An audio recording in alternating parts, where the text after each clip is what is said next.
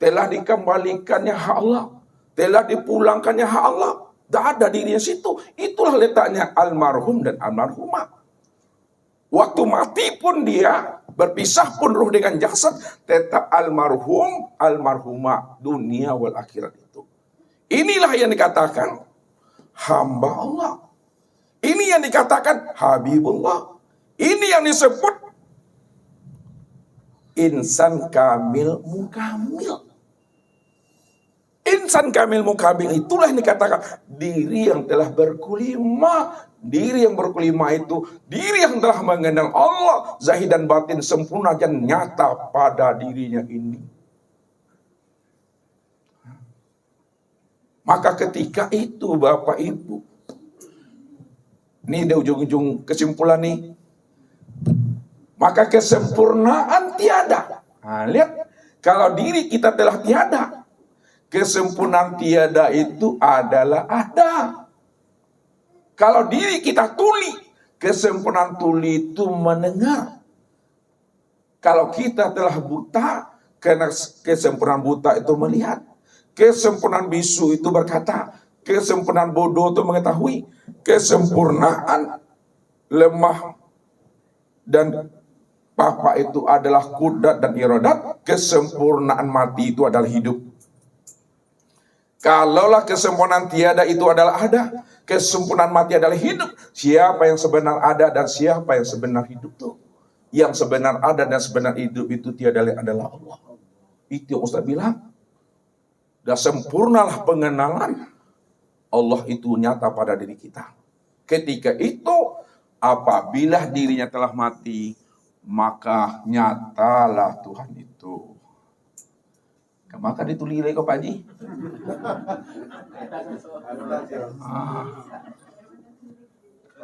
Ya. Nyatalah Tuhan tuh. Apa? Nyata Tuhan.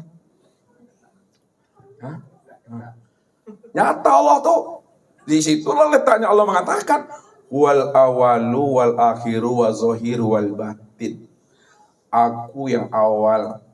Awal aku tak ada ujungnya. Tidak ada namanya permulaannya. Aku pula yang akhir. Akhirnya aku tak ada kesudahannya. Tak ada pangkalnya. Aku pula yang zohir. Zohirnya aku tiada berbentuk dan berupa. Namun segala bentuk dan rupa itu tiada lain nyatanya akan wujud kezohiran aku. Aku pula yang batin. Batinnya aku tiada tersembunyi. Karena aku telah wujud dan segala yang adalah bentuk rupa yang berbeda dalam bentuk wujud yang lain. Maka yang menjadikan sesuatu itu yang jadi sesuatu. Yang menjadikan diri itu yang jadi diri. Yang menjadikan insan itu yang jadi insan. Yang menjadikan Adam itu yang jadi Adam. Yang menjadikan Muhammad itu yang jadi Muhammad. Itu bahasa syariat. Namun pahami makna di balik bahasa syariat adalah bahasa hakikat. Allah itu tidak pernah menciptakan dan menjadikan. Semua yang wujud, semua yang ada adalah tajalli min tajaliyatillah, adalah kenyataan untuk memandang nyatanya akan wujud diri Allah. Itulah kata Allah. Allah yang awal, Allah yang akhir, Allah yang zahir, dan Allah yang batin. Tidak ada yang awal yang bukan aku, karena yang awal itu aku. Tidak ada yang akhir yang bukan aku, karena yang akhir itu juga aku. Tidak ada yang zahir yang bukan aku, karena yang zahir itu aku. Tidak ada yang batin yang bukan aku, yang batin itu aku. Maka Allah itu segala yang wujud, dan segala yang wujud itulah nyatanya Allah itu. Maka ketika itu nyatalah Tuhan itu. Apa kata Allah? La ilaha illahu kullu syai'in halikun illa wajhahu.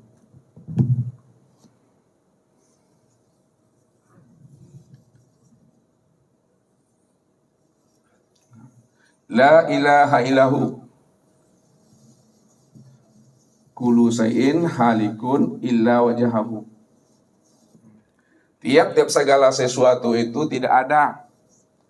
Hapus panah lebur sirna illa wajahu. Yang ada, yang wujud itu hanya zat semata-mata. Ya, nih Tuhan itu, ya, Tuhan itu yang betul-betul nyata, nggak ada siapa-siapa. Kalau Allah itu nyata, apanya yang nyata dan kemana tempat memandang nyatanya akan dirinya. Yang nyata itu adalah zatnya, yang nyata itu adalah sifatnya, yang nyata itu adalah asmanya, yang nyata itu adalah af'alnya. Kalaulah Tuhan itu nyata, apanya nyata? Yang nyata itu zat, sifat, asma, al-af'al. Kalau telah nyata zatnya, telah nyata sifat, asma, dan af'alnya, kemana tempat memandang nyatanya zat, sifat, asma, dan af'al? Tempat memandang nyatanya zat, sifat, asma, dan af'al, itulah yang disebut namanya dengan insannya. Insan. Nah, insan. Tempat memandang nyatanya zat, sifat, asma, dan af'al itu pada insan. Ketika itulah sebenarnya insan itu disebut wujudullah. Lihat. Insan itu disebut wujud Allah. Atau insan itu ainullah. Atau insan itu hakikatullah. Insan itulah nyatanya Allah. Insan itulah yang sebenar-benarnya wujud Allah itu. Kemana tempat memandang zat itu pada insan? Kemana tempat melihat sifat itu pada insan? Kemana tempat memandang asma dan af'al itu pada insan? Lihat. Tempat memandang zat pada insan, itu disebut namanya sir. Nah, tadi memandang zat pada insan ini, itu yang sir. Makanya dikatakan, rahasia kita itu adalah rahasia zat Tuhan. Ini yang disebut wajah alallahu min ibadi jun'an. Dirimu itu adalah bagian daripada rahasia diri aku tuh. Yang kedua, tempat memandang sifatnya pada insan, itu yang disebut namanya ruh. Nah, ini ruh. Jadi ruh itu yang dikatakan sifat Allah. Sifat yang 7 tuh. Nih. Sama basar, kalam, ilmu, qudrat, iradat tuh. Tempat memandang asma pada insan, itulah pada hati. Tempat memandang af'al Allah pada insan, itulah pada perbuatan tubuh. Jadi tempat memandang af'al Allah nyata pada tubuh, tempat memandang asma Allah pada hati, tempat memandang sifat Allah pada ruh, tempat memandang zat Allah itu pada sir. Karena insan itu tempat memandang zat, sifat, asma, dan af'al Allah, disitulah insan itu dikatakan ainullah atau wujud Allah itu yang sebenar-benarnya. Udah terang gak Bapak Ibu Allah tuh? Udah terang atau belum?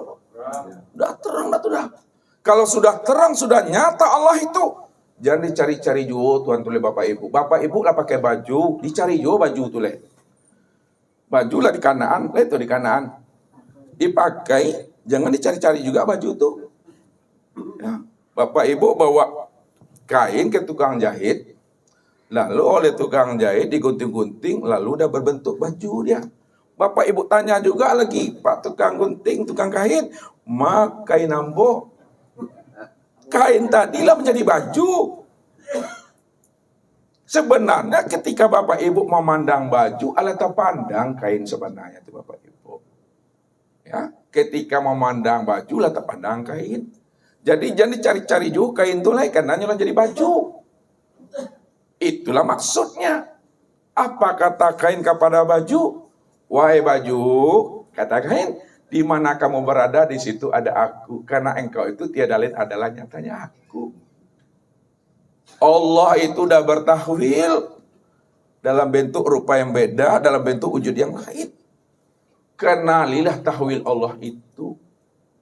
Kalau Allah sudah bertahwil dalam bentuk rupa yang berbeda, wujud yang lain, sebenarnya segala bentuk dan rupa itu tiada lain adalah kenyataan daripada tahwil aku.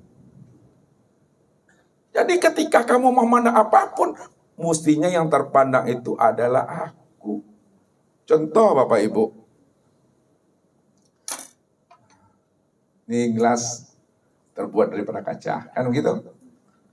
Ketika Bapak Ibu memandang gelas, bisakah Bapak Ibu memandang kaca pada gelas itu? Bisa. Bagaimana cara memandang kaca pada gelas? Hah? Kayaknya lihat, Ustaz antarkan. Kenapa kebanyakan manusia tidak mampu memandang kaca pada gelas? Karena pandangan manusia itu selalu tertipu memandang bentuk dan rupa. Ketika kaca sudah menjadi gelas, tak mampu dia memandang kaca itu pada gelas. Kenapa? Kaca itu sudah berbentuk gelas. Lalu bagaimana supaya kita mampu memandang kaca pada gelas? Diapakan gelas ini? Dipecahkan dia. Ketika gelas itu udah pecah Bapak Ibu, udah berkeping-keping dia, udah hilang bentuknya, udah hilang rupanya, barulah nampak kaca yang sebenarnya. Makanya ketika kita keluar dari rumah, tak pakai sendal, kita membersihkan halaman kita, masuk kaca di kakinya. Kita tidak akan pernah tahu kaca apa itu sebenarnya masuk. Kaca gelas, piring, semprong, atau kaca-kacaan. Tidak tahu kita, karena dia tidak ada bentuk dan rupanya. Jadi pecahkan kaca itu, gelas itu sepecah-pecahnya baru nampak kaca yang sebenarnya. Maknanya apa? Kenapa manusia tak mampu memandang Allah? Karena manusia itu selalu tertipu memandang bentuk dan rupa. Lalu bagaimana jalannya supaya manusia itu mampu memandang Allah yang telah nyata pada dirinya? Diapakan manusia itu? Dipecahkan. Ini udah di rumah. Kalau gelas dipecahkan. Kalau kain, baju diapakan? Ditanggalkan jahitnya. Kan begitu. Tanggalkan jahitnya, baru nampak kain itu. Kalau ingin melihat benangnya, tanggalkan jalinannya. Tendunan itu. Kalau ingin melihat kapasnya, sobek-sobek benang itu. Nampak kape itu. Kalau manusia ingin melihat Allah, hapuskan wujudnya, hapuskan sifatnya, fanakanlah wujud dan sifat kita. Kalau kita sudah paham dan mengerti, kita tiada wujud dan kita tiada bersifat, ketika itu nyatalah senyata-nyatanya Allah itulah yang wujud, Allah itu yang bersifat. Pada saat itu terangan nyatalah Allah itu. Rupanya Allah yang kita cari selama ini tiada di mana-mana, karena diri Allah itu inilah nyatanya dirinya yang disebut namanya insan itu. Kalau Jo nak nampak sama bapak ibu, ayo tuh ya butuh sangi. Nah itu mah. Itu butuh sangi. Sangat-sangat buta. Ya kan? Padahal kaca ini dah jadi gelas ya. Tak tahu juga kita memandang kaca pada gelas, ini yang butuh sange itu sangat-sangat buta. Panik aku tuh.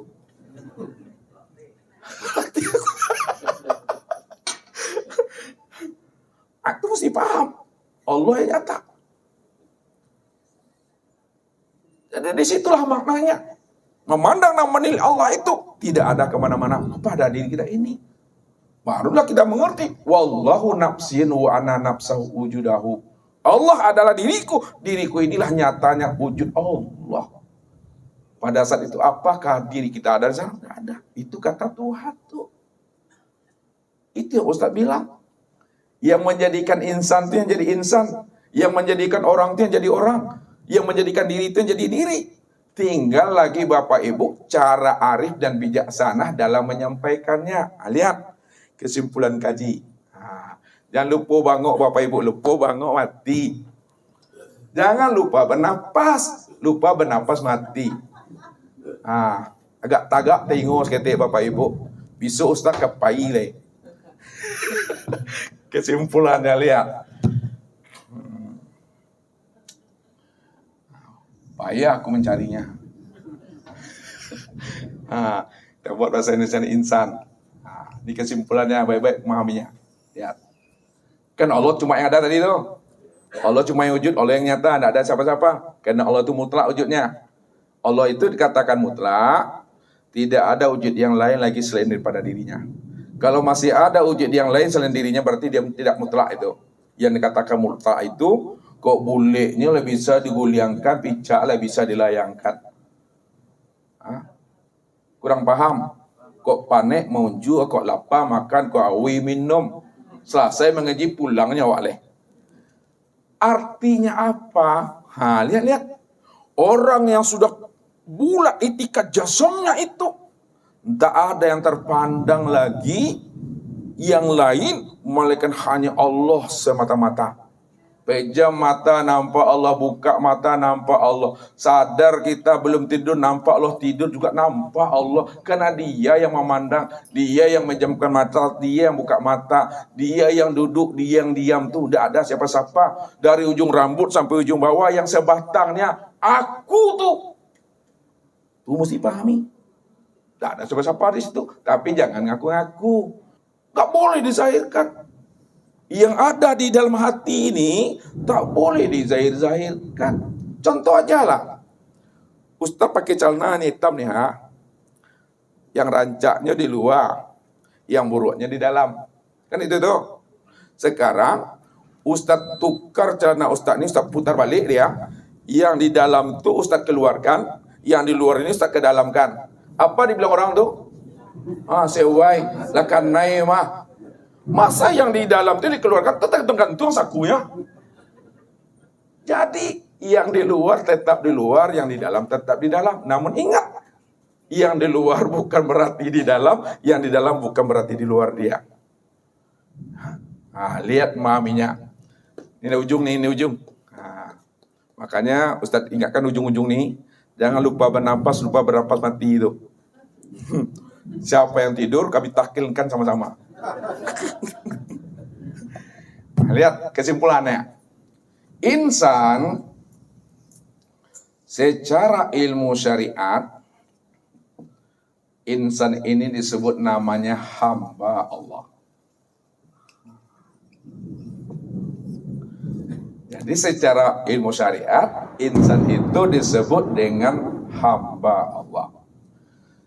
Insan secara ilmu thariqat maka disebut namanya bayang-bayang Allah atau mir'atillah, cermin Allah. Jadi cermin Allah, bayang-bayang Allah menurut orang thariqat itu yang disebut hamba Allah dalam pandangan syariat. Hamba Allah dalam pandangan syariat, bayang-bayang Allah dalam pandangan orang thariqat. Itu mesti pahami itu. Kemudian yang ketiga, insan sebutannya dalam pandangan ilmu hakikat itu yang disebut namanya wujud Allah atau kenyataan Allah. Insan dalam pandangan ilmu ma'rifat itu yang disebut namanya dengan Allah. Mengerti aku? Jadi hamba Allah, bayang-bayang Allah, wujud Allah dalam pandangan makrifat itu adalah Allah.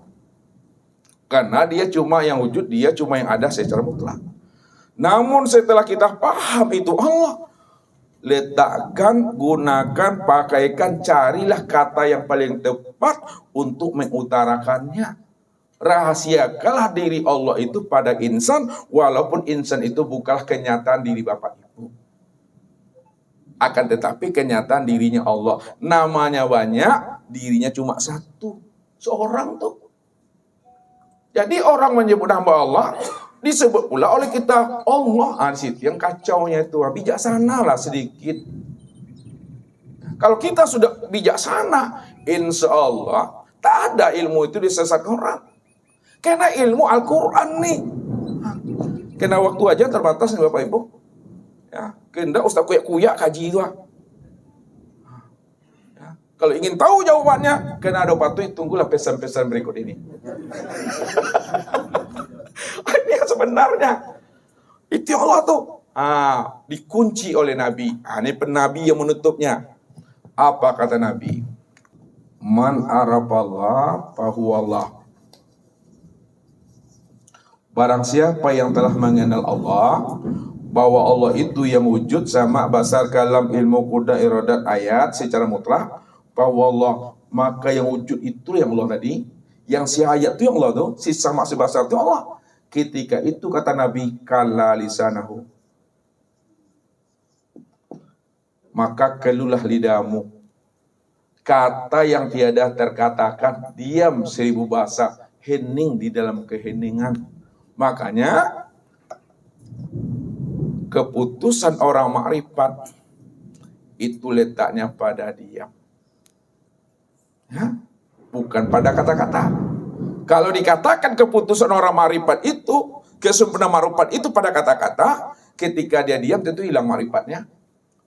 Oh, keputusan orang makrifat itu letaknya pada diam.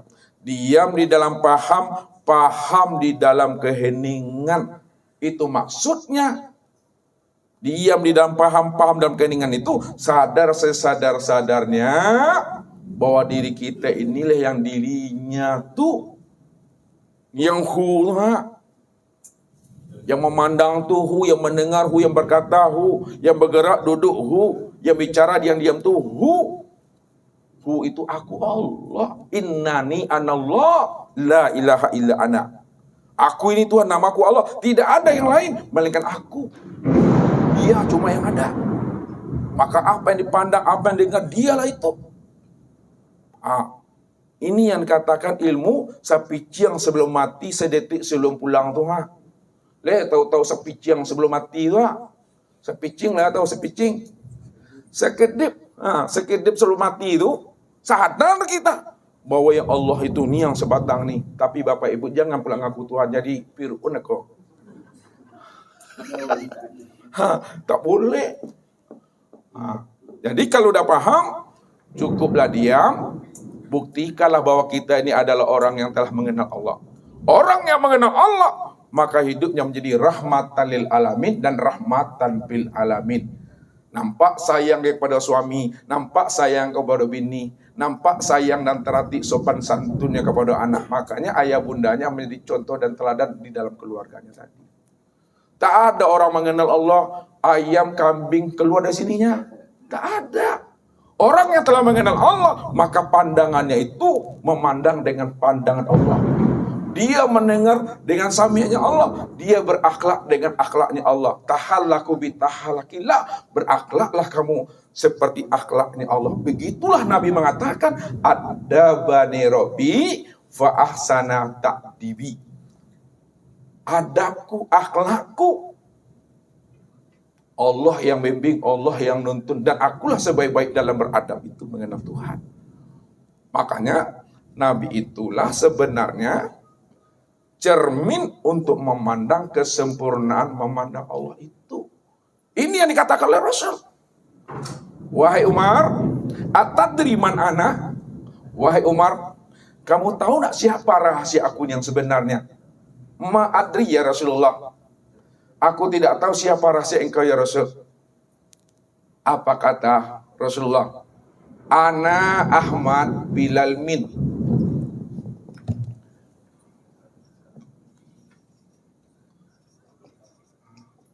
Aku ini Ahmad, tidak ada huruf mim. Kalau Ahmad tidak ada huruf mimnya, apa bacanya Pak Ibu? Ahad. Ahad itu apa artinya? Esa tunggal yang tiada berbilang. Kalau ahad itu esa tunggal yang tidak berbilang, apa makna hakikat daripada ahad itu? Lihat, ahad ada berapa huruf? 3. Apa saja itu hurufnya? Alif, apa lagi? Apa lagi? Ada. Alif itu maknanya Allah. Ha itu maknanya Muhammad. Dal itu maknanya adalah Adam. Itu maknanya Allah itu namaku, Muhammad itu wujudku, Adam itu rupaku, insan itu rahasiaku. Aku yang menanggungnya, aku yang menanggung zatku, sifatku, asmaku, dan afalku surah. Tidak ada siapa-siapa. Itu udah katam tuh Bapak Ibu. Udah nikok Bapak Ibu tuh sudah bermuajahah, Bapak Ibu tuh sudah bertatap wajah tuh. Kalau kita sudah likok bertatap wajah, kok mati-matinya oleh? Tidak ada perlu ditakian loh.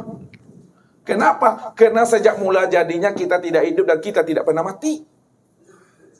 Siapa yang takut mati? Karena dia merasa dirinya hidup.